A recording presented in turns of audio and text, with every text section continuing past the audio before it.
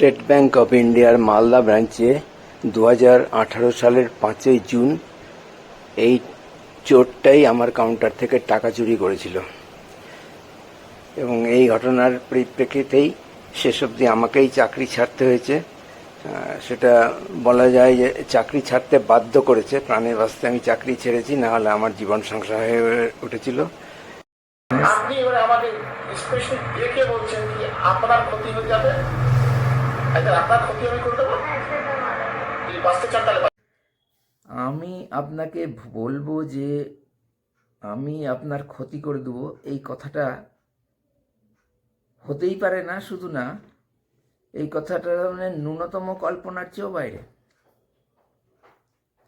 আপনার যে কথা থেকে মাথায় ঢুকলো যে আমাকে যা ইচ্ছা বলে দেবেন, এই কথাটা যা অপমানজনক, আর ওই যে আপনি ইচ্ছা করে করেছেন, এগুলো কথা এত অপমানজনক কল্পনা করতে পারি না।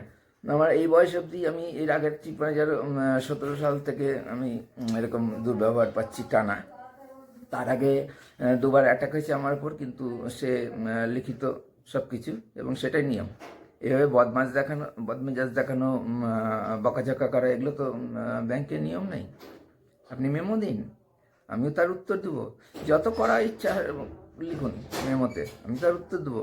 কই একবারও তো দিলেন না কোনো লেখালেখিতে, কেন গেলেন না? কারণ প্রমাণ রেখে আপনি করতে চাইলেন না, কারণ মিথ্যাচার প্রমাণ রেখে করতে গেলে আপনার বিপদ হতো। আপনি যে বলছেন বিপদ হতো, মিথ্যাচার প্রমাণ লিখে লিখিত গেলে বিপদ হতো। বিপদ তো আপনারই হওয়ার কথা। আপনি সিসিটিভি ফুটেজ এর ঘটনা চেপে গেলেন, একদম ধামাচাপা দিয়ে দিলেন। কিসের স্বার্থে? চোরটাকে ছেড়ে দিলেন, মুক্তি দিলেন কিসের স্বার্থে? কি আপনার বেনিফিট ছিল? এবং আমাকে বিনা দোষে চাকরি খাওয়ার মতো এই অত্যাচার করলেন কি জন্য? বিনা দোষে একদম। এগুলোর পিছনে আপনার নিশ্চয়ই কোনো ধান্দা আছে, ধান্দা ছিল, সুবিধা আপনি পেয়েছেন।